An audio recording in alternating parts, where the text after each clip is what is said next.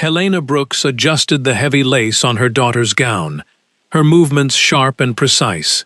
The dressing room smelled of fresh white roses and expensive French perfume, with baskets of silk ribbons and silver pins covering every table. Chloe stood perfectly still in front of the tall gold mirror, her eyes fixed on her own reflection. Tomorrow, she would marry Thomas Mercer, the most powerful man in the valley of Coldwater, Maine. He was a man people spoke of with quiet respect and a touch of fear. He lived in the massive stone manor on the dark ridge above the town, a figure with stark white hair and skin as pale as winter marble. No one knew his true age, and few dared to ask about his nocturnal habits. But everyone knew his wealth was endless, and his word was law. Helena smiled as she smoothed the ivory silk skirts, turning to the maids who carried silver trays through the hall. She wanted every detail to be perfect, because the entire town would be watching her daughter ascend to the highest seat in the region. Then she picked up a thick cream-colored card from the table, the ink dark and elegant. She handed it to a young messenger, instructing him to take it to the small room above the bakery 3 miles away. It was an invitation for Hazel, her older stepdaughter, who had been cast out 6 years ago. Helena wanted Hazel to see what she had lost, intending for her to sit where everyone could witness her poverty. Martha Gable stood near the door, holding a heavy stack of clean linen against her apron. Her fingers tightened around the fabric as she watched Helena laugh with the bridesmaids. Martha remembered the exact night Hazel had been forced from the house with nothing but a small wooden box, a torn coat, and an old silver locket around her neck. She remembered the false stories Helena had spread through the town the next morning, telling everyone that the girl had stolen money and run away. Martha had stayed silent for 6 years because she needed her wages to buy food for her own family, but her conscience had never been clear. Now, watching the wedding preparations, a cold feeling grew in her chest. She looked at the invitation in the boy's hand and felt a deep sense of worry. She knew something about that silver locket that Helena had never discovered. She knew its origin, and she knew that if Thomas Mercer ever laid his eyes on it, the grand wedding would not survive the hour. 3 miles away, in a narrow room beneath the roof of a stone bakery, Hazel Brooks sat by her small iron stove. She stared at the invitation until the black letters began to blur together. 6 years had passed without a single word from her family. 6 years since her stepmother had looked down at her and told her she was no longer their responsibility. Hazel was 25 years old now, her hands rough from sewing and her face thinner than it used to be. But her eyes were steady and calm. Her room contained almost nothing of value, just a narrow bed, a wooden table, 2 old books, and the small box where she kept her mother's things. Her friend, Maeve Higgins, stood by the window, watching the gray rain hit the glass pane. Maeve turned around, her face dark with anger, and told Hazel that she should throw the paper into the fire.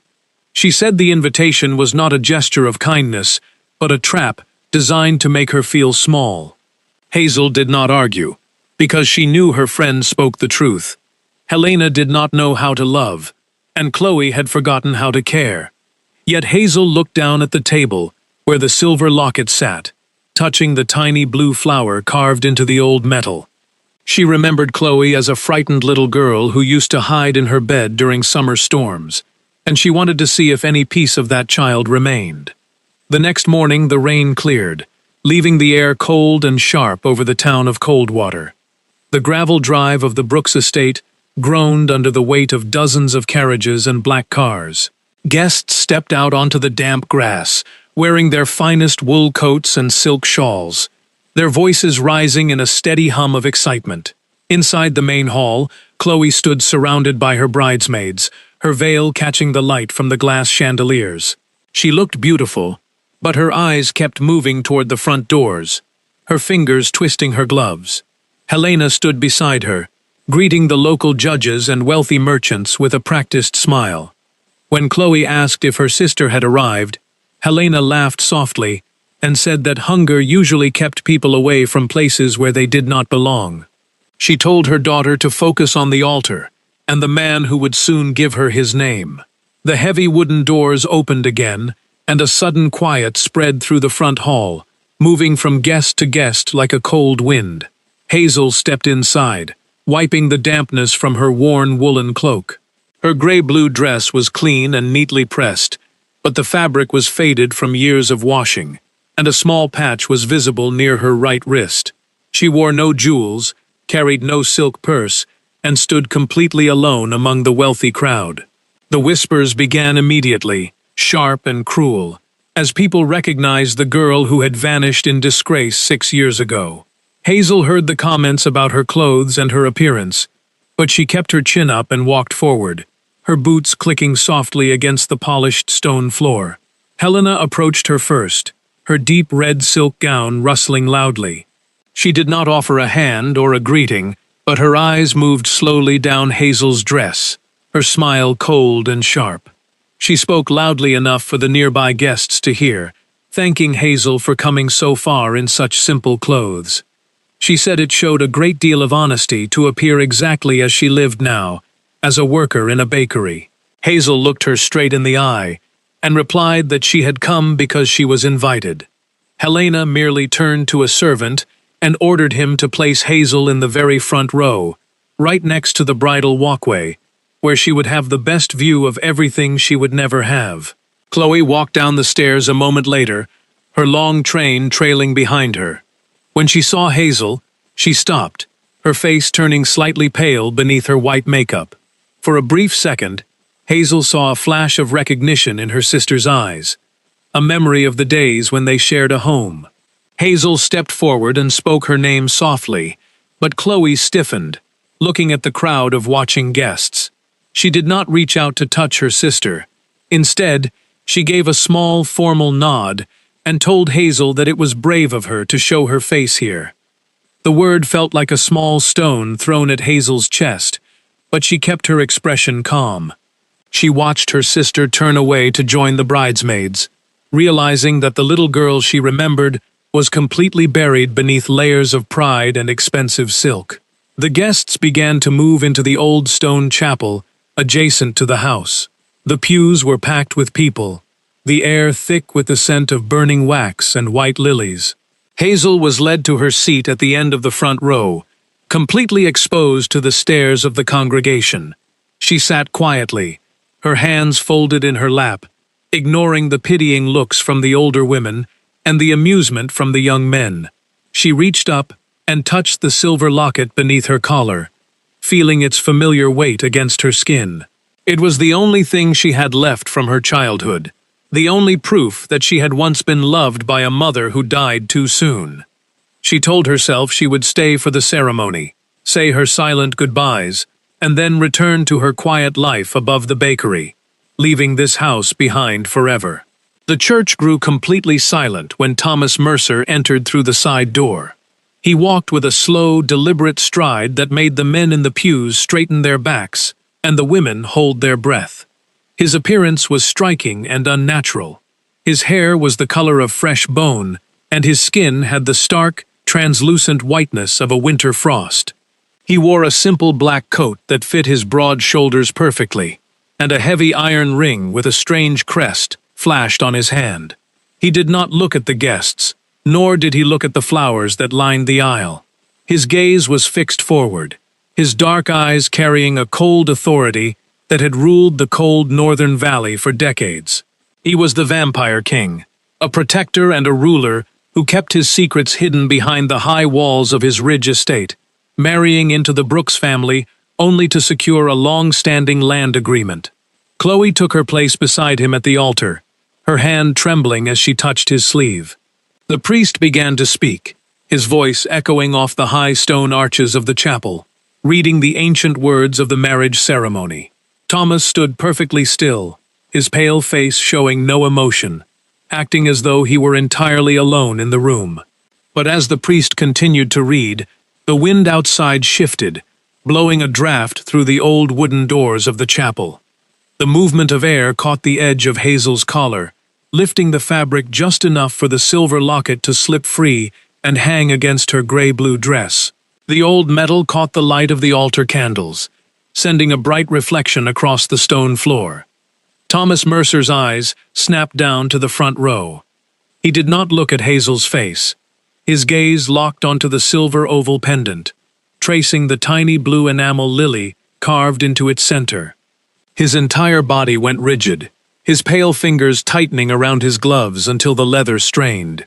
The change in his presence was immediate, a cold stillness that seemed to drop the temperature in the room by several degrees. The priest noticed the sudden shift and hesitated, his voice trailing off into an uncertain silence. Chloe looked up at her groom, her brow furrowing with confusion as she saw the intense expression on his face. The priest cleared his throat and asked the standard question, demanding to know if anyone present knew a legal reason why this marriage should not take place. It was a formality, a moment where guests usually smiled and remained silent. But before anyone could breathe, Thomas Mercer spoke. His voice was not loud, but it possessed a deep, heavy resonance that reached every corner of the chapel. He said the word clearly, a single refusal that made the priest step back in shock. Chloe stared at him, her lips parting as she whispered his name, her hands dropping to her sides. Thomas did not look at the bride. He stepped down from the stone altar, his boots making a heavy sound against the floor as he walked straight toward the front pew. The guests leaned forward, their whispers rising like the sound of dry leaves in the wind. Helena Brooks stood up from her seat, her face turning a strange mottled red as she tried to step between the king and her stepdaughter. She began to speak in a hurried, polite voice, telling Thomas that the girl was merely a poor relative who had lost her mind years ago. She reached out to touch his arm, but Thomas did not even look at her. He simply kept walking, his dark eyes fixed entirely on the silver piece around Hazel's neck. He stopped directly in front of Hazel, looking down at her with an intensity that made her breath catch in her throat. He pointed a pale finger at the jewelry and asked her, in a low and steady voice, where she had found it. Hazel did not shrink back from him. She rose from her seat slowly, her knees shaking slightly under her faded skirt, but she held his gaze. She touched the locket with her thumb and told him that it had belonged to her mother, who had given it to her before she died. She said she had carried it every single day for 15 years. Helena moved closer, her voice growing sharper and less controlled as she tried to salvage the day. She told Thomas that the locket was a worthless trinket, something the girl had likely stolen from a shop before she was thrown out of the house. She ordered 2 of the family servants to come forward and remove Hazel from the chapel, claiming that her presence was ruining the sacred day. But Thomas raised his pale hand, a small gesture that made the servants stop instantly in their tracks. He turned his head slightly toward Helena, his voice dropping into a tone that was colder than ice, warning her to remain silent. He looked back at Hazel, his pale face softening just a fraction as he studied the lines of her jaw and the color of her eyes. He told her that the locket was not a trinket. He said it was one of 2 matching pieces, created by his own family generations ago, given only to those who held the highest authority in the Northern Valley. He revealed that the woman who wore it was supposed to be the rightful guardian of all the lands from the river to the ridge. He looked at Helena and stated that the true daughter of that line had been reported dead of a winter fever 20 years ago, according to the documents sent to his estate. A loud murmur broke out among the guests, people turning to one another with shocked expressions. Hazel shook her head, her mind spinning as she tried to understand his words. She told him her name was Hazel Brooks, the daughter of the late master of this house. Thomas reached out, his cold fingers gently taking the locket from her hand. He told her to look at the back of the silver frame, pointing to a tiny seam that was nearly invisible to the eye. He instructed her to press the small dent near the lower edge, his voice calm and encouraging. Hazel's fingers trembled as she did what he said. She pressed the hard metal, and with a soft click, the back of the locket swung open, revealing a hidden compartment behind her mother's portrait. Inside lay a tiny piece of folded parchment, old and yellowed by time. Thomas carefully took the paper from the compartment, his pale fingers unfolding it with immense care. The chapel was so quiet that the sound of the paper crinkling was loud enough for everyone to hear. He looked down at the fading black ink and read the words aloud, his voice steady and clear. The note stated that the child must be protected from Helena at all costs, and that her true name was Hazel Mercer Brooks, the legal heir to the entire valley. The silence that followed his words was absolute, broken only by the sound of Chloe's heavy veil hitting the stone floor as she stepped away from the altar. Her hands were shaking so violently that she could barely stand, her eyes moving from her mother to the sister she had spent years mocking. Helena stood perfectly still, her chin lifted high, her face a rigid mask of anger. She did not faint or cry out. Instead, she gave a short, bitter laugh, and told the congregation that the note was a forgery, a cheap trick invented by an ungrateful girl who wanted to steal a fortune. She demanded that the priest continue the ceremony, claiming that her daughter's wedding would not be stopped by an old piece of trash. Thomas Mercer did not look at her. He turned his back on the altar and looked toward the back of the church, where the household servants were gathered. His sharp voice cut through the room as he called Martha Gable forward, commanding her to step into the aisle. Martha froze, her face turning white as she looked at Helena, who was glaring at her with a furious intensity. But Thomas spoke again, his voice carrying the weight of a king who could strip a family of everything they owned in a single night. He told Martha that the truth would protect her, and that she must speak now. The old maid dropped her sheets and walked down the center aisle, her boots dragging against the stone. She was weeping quietly, her hands pressed against her apron as she stopped a few feet from Hazel. She looked at the young woman in the faded dress and whispered that she was deeply sorry for her long silence. She turned to the judge sitting in the second row and stated clearly that Hazel had never stolen any money 6 years ago. She revealed that Helena had found the old papers in her husband's desk after his death, papers that proved Hazel owned the house and the surrounding lands. Helena had burned the letters from the Mercer estate and forced Hazel out into the rain so that Chloe could inherit everything. Chloe let out a low sob, covering her face with her hands as the truth struck her. She turned to her mother and asked if it was true, her voice breaking with real pain. She asked if they had spent 6 years living on stolen wealth, while her sister worked in a dark bakery. Helena did not answer her daughter. She merely tightened her jaw and looked away, her silence confirming every word the old maid had spoken. The guests began to stand up from their pews, their faces filled with disgust, as they looked at the woman they had spent the morning praising. Thomas Mercer looked down at Hazel, his dark eyes steady and calm. He told her that the wedding was over, and that she would not be returning to her small room above the bakery. He said his carriage was waiting outside, and he would take her to Whidbey Crest where the true records of the valley were kept. Hazel hesitated, looking at the crowd of people who were now staring at her with a strange kind of respect. She looked at Chloe, who was weeping on the steps of the altar, and felt a sharp pang of sorrow. She had not come to destroy her sister's day, but she knew she could not turn away from the truth any longer. She walked beside the Vampire King down the long center aisle, her faded gray-blue dress brushing against the expensive silks of the guests, who now moved back to give her room. No one laughed at her patches now.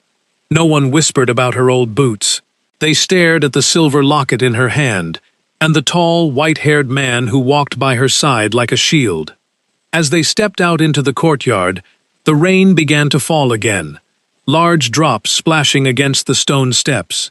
Thomas took his own dark wool coat and placed it over Hazel's shoulders, his touch cold but strangely gentle.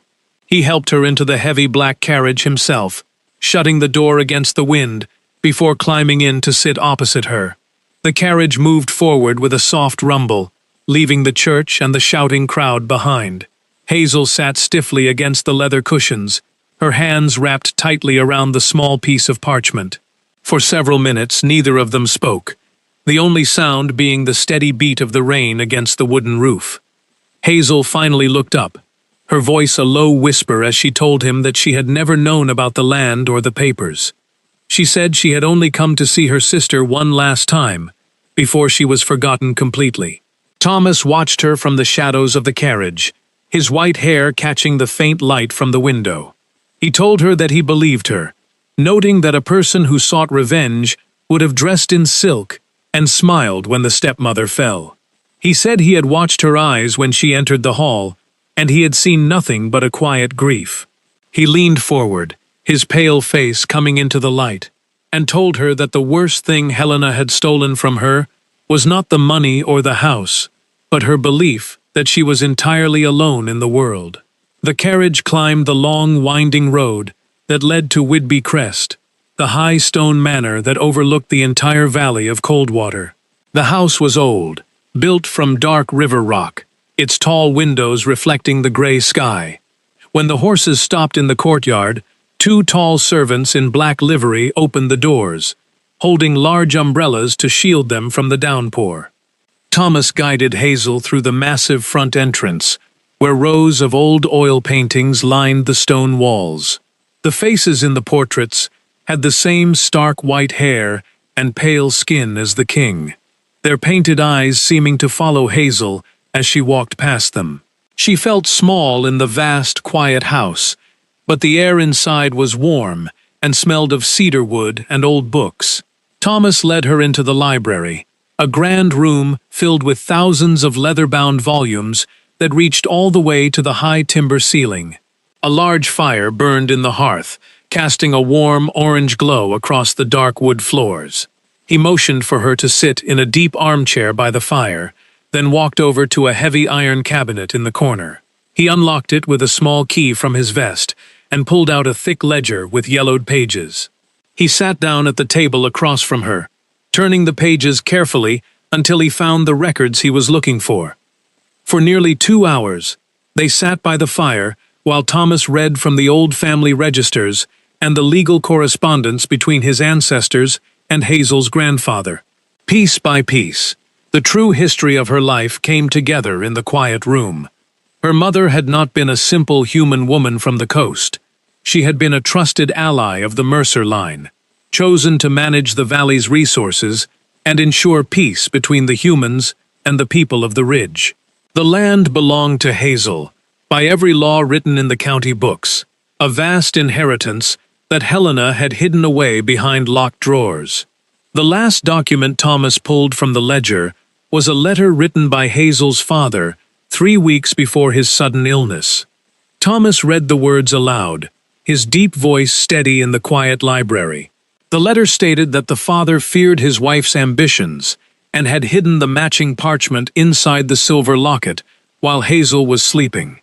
He had written that if anything should happen to him, the Mercer family must step in to protect the girl and ensure she received her proper place. Hazel covered her face with her hands, the tears finally slipping past her fingers as she realized her father had loved her until his very last breath. Thomas closed the heavy ledger with a soft thud, his dark eyes watching her quietly as she wept. He did not offer empty words of comfort, nor did he tell her to stop her crying. He simply waited until she lowered her hands, then told her that a formal legal hearing would be called in the town courthouse the following week. He stated that the local judge and the town council would review the documents, and that Helena would be forced to return every single acre she had taken. Hazel looked up at him, her eyes red, and said she was afraid of what the townspeople would say when the scandal became public. Thomas gave a small, grim smile, his white hair gleaming in the firelight. He told her that the townspeople had already spent 6 years believing a lie about her character, and it was time for them to learn the truth. He said that a reputation built on honesty could withstand any storm, while a house built on deceit would crumble the moment the wind blew. Hazel looked into the fire, feeling the warmth of his heavy coat still resting on her shoulders.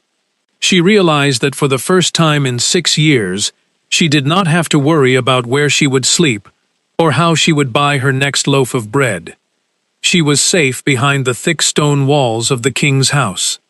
The news of the interrupted wedding and the discovery of the true heir spread through Coldwater faster than a winter fever. In the local markets and the small coffee shops, people talked of nothing else but the silver locket and the pale-skinned king who had halted his own ceremony. Helena Brooks shut the gates of her estate, refusing to see any visitors, while her lawyers spent their days running back and forth between the house and the town office. The townspeople who had once ignored Hazel when she walked past them with her bakery baskets now spoke of her with a strange kind of awe, wondering what the young woman would do with her sudden power. On a cold Thursday afternoon, 3 days before the legal hearing, Hazel stood by the large window in the library of Whidbey Crest. The valley below was covered in a thick mist, the pine trees looking like dark ghosts against the white fog. As she watched, a small hired carriage came up the long driveway and stopped in the courtyard. A single figure stepped out, wearing a plain dark cloak, with no servant to hold her umbrella. It was Chloe. She stood in the damp air, her face pale and her shoulders small, looking up at the massive stone house with a hesitant expression. Hazel turned to the servant at the door and told him to let her sister in, instructing him to bring a pot of hot tea to the small morning room. When Chloe entered, she looked entirely different from the proud bride at the altar. Her blonde hair was tied back simply, her eyes were red from crying, and her hands shook as she tucked her damp cloak behind her. For a long moment, neither sister spoke, the silence between them heavy with the weight of 6 stolen years. Chloe looked down at the polished floor and dropped to her knees, her skirts pooling around her as she began to sob. Hazel stepped forward quickly, taking her sister by the arms and lifting her back to her feet. She told her to stop, her voice firm but not angry, stating that kneeling would not undo the past. Chloe looked at her through her tears and said she had come because she could not sleep. She confessed that she had invited Hazel to the wedding only to hurt her, because their mother had spent years telling her that Hazel was an ungrateful thief who hated them. She said she had believed the lies because it was easier than admitting how much she missed her older sister.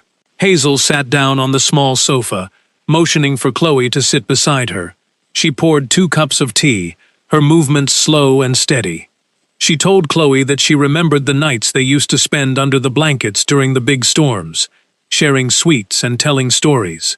She said she had never hated her, even when she heard the cruel rumors in the town. Chloe wiped her eyes and said she had found an old green book of fairy tales in the attic the night before, a book with Hazel's name written on the inside cover. She had realized then that every good memory she had from her childhood had come from her sister, not her mother. They talked for more than an hour, the conversation moving slowly from the pain of the past to the reality of the present. Chloe explained that she had left her mother's house and was staying with an elderly aunt in the next town, refusing to take any part of the money that belonged to Hazel. She said she did not expect forgiveness, but she wanted Hazel to know that she was truly sorry for her cruelty. Hazel looked at her sister's tired face and felt the old hardness in her heart begin to soften. She told Chloe that a relationship could not be rebuilt in a single afternoon, but she promised that the door would remain open for her. The town courthouse was packed to the doors on the morning of the legal hearing.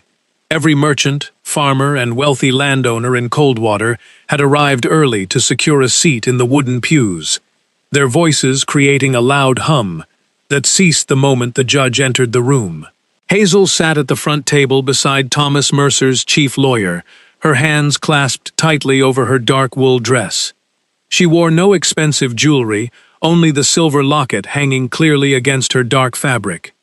Thomas sat directly behind her, his stark white hair and pale skin making him stand out like a statue against the dark wood of the courtroom paneling. Across the room, Helena Brooks sat rigidly in a chair of black silk, her posture as straight as a spear. Her face was heavily powdered to hide her paleness, and her eyes remained fixed on the judge, refusing to look at either of Hazel or the townspeople who were staring at her. She had brought 3 expensive lawyers from the city, but their faces looked grim as they glanced at the stacks of old ledgers and papers piled on the clerk's table. They knew that the evidence brought from Whidbey Crest was too heavy to lift. The hearing began with the presentation of the silver locket. An old jeweler from the coastal city stepped forward, examining the metal under a glass lens. He testified that the piece carried the private mark of the Mercer family, created 80 years ago, and that its existence was recorded in the old valley registries. Then the town clerk read the parchment that had been hidden inside the compartment, his voice steady as he pronounced Hazel's full name and her legal right to the estate. The turning point of the morning came when Martha Gable took the stand. The old maid spoke clearly, her voice echoing through the crowded room as she described the night Hazel was turned out. She told the judge how Helena had found the true deeds in her late husband's iron box, and how she had threatened to dismiss every servant who spoke a word of the discovery to the Mercer family. A loud murmur of anger went through the pews, and the judge had to strike his wooden gavel 3 times to restore order in the court. Helena's lawyers tried to argue that the documents were old and unclear, claiming that their client had merely managed the property to protect her own daughter's future. But their arguments fell away when the town banker produced the financial records from the last 6 years, showing that large sums of money had been moved from Hazel's father's trust into Helena's private accounts. The judge looked down over his glasses at Helena, his expression severe, as he stated that the law did not allow for the erasure of a child's birthright.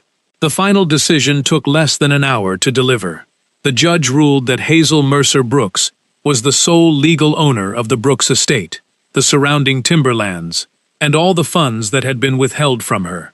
Helena was ordered to vacate the property within 30 days and face a formal trial for fraud and the concealment of legal documents. The crowd in the courtroom began to cheer, but Hazel did not smile or celebrate. She simply closed her eyes and took a long, deep breath, feeling the heavy weight of 6 years of shame finally leave her shoulders. As they walked out of the courthouse onto the stone steps, a crowd of reporters and local citizens gathered around them, their faces filled with curiosity. Thomas Mercer stepped forward, his tall frame and pale presence instantly causing the crowd to move back and make a wide path. He offered his arm to Hazel, and she took it, feeling the cold strength of his wrist through his sleeve. They walked down the steps together, to his waiting carriage, ignoring the shouts of the people who had once called her a beggar. She knew that her life would never be simple again, but she knew she was no longer walking in the dark. The weeks that followed the hearing brought a quiet peace back to the Valley of Coldwater. Helena Brooks packed her private belongings into 3 small trunks and left the town during the middle of the night, moving to a small house in a distant state where no one knew her name. The grand house on the hill was closed for repairs, its old rooms cleaned of Helena's expensive furniture to make space for a simpler, warmer life. Hazel chose to remain at Whidbey Crest while the legal matters were completed, spending her days walking through the high pine forests and learning the responsibilities of her new position. She spent many hours in the library with Thomas, looking over the maps of the valley and discussing the winter provisions for the tenant farmers. She discovered that behind his cold, white-haired appearance and his stern manners, the Vampire King possessed a deep sense of justice and care for the people under his rule. He did not treat her like a fragile creature who had been broken by her past. Instead, he listened to her opinions on the land and respected her decisions about the estate. Slowly, the dark stone manor stopped feeling like a fortress and began to feel like a home. One evening, as the first snow of the winter began to fall outside, they stood together by the large stone fireplace in the main hall. The wind was howling through the high pines, but the fire was bright and warm. Hazel looked down at her hands, then reached up to touch the silver locket that still hung around her neck. She looked up at his pale face and thanked him for everything he had done, stating that she did not know how she could ever repay the debt of her freedom. Thomas stepped closer to her, his dark eyes reflecting the orange light of the flames. He told her that kindness was not a ledger, where debts were recorded and balances were paid. He said he had not helped her to gain a prize or to bind her to his house. He looked at her with an intensity that made the room grow still, his voice dropping into a low, quiet tone as he confessed that he had spent decades ruling the valley alone, but since the day she walked into his chapel in her faded dress, he had not been able to think of anything else. He told her clearly that he loved her, not for her name or her land, but for the steady strength of her heart. Hazel looked into his pale face, seeing the truth in his dark eyes. She had spent 6 years believing she was a burden to everyone around her, a person who could be cast aside and forgotten. But looking at the king, she realized that her path had not been an accident. She reached out and placed her hand in his pale palm, her skin warm against his cold touch, and told him that she was no longer afraid of the dark. The wedding of Thomas Mercer and Hazel Brooks took place in the early spring, when the first green shoots were beginning to break through the damp earth of the valley. They did not hold the ceremony in the grand chapel where the lies had been exposed. Instead, they chose a small, historic church near the edge of the forest, where old ivy climbed the stone walls, and wild blue flowers grew along the path.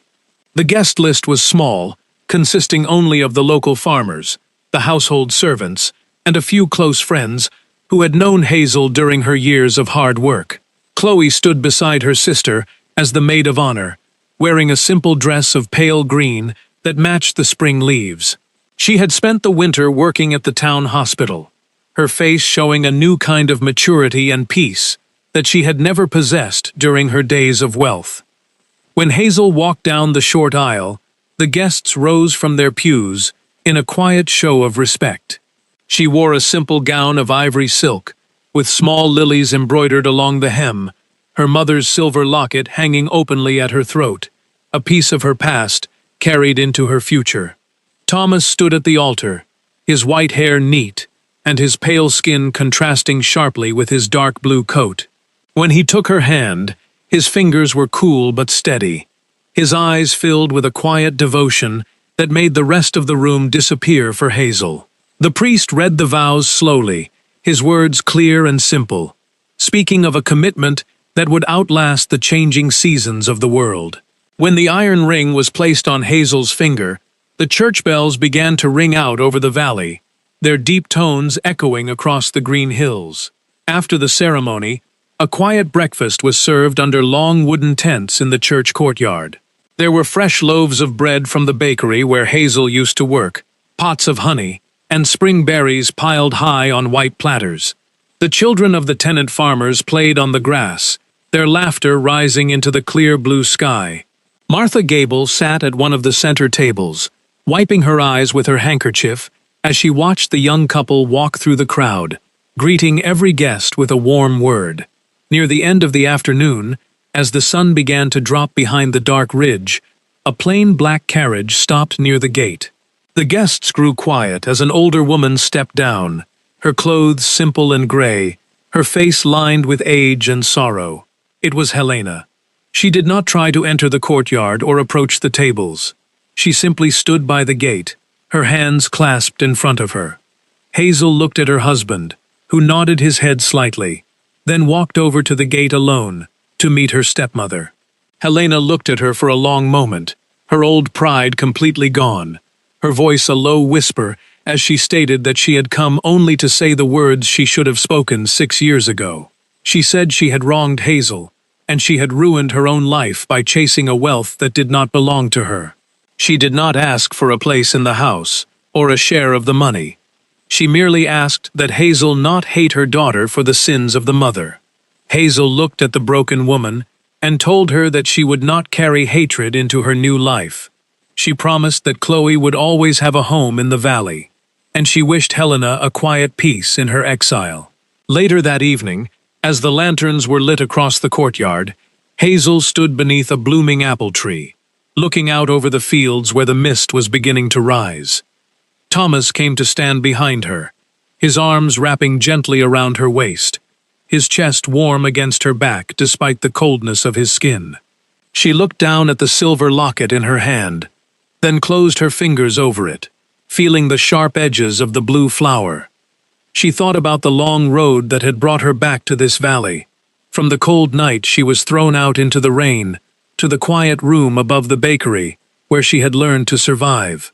She realized that the years of hardship had not been a waste of time. They had given her the strength to stand before the king without losing herself, and the mercy to look at her enemies without wanting revenge. She looked toward the lights of the tents where Chloe was laughing with Martha Gable, and then up at her husband's steady gaze.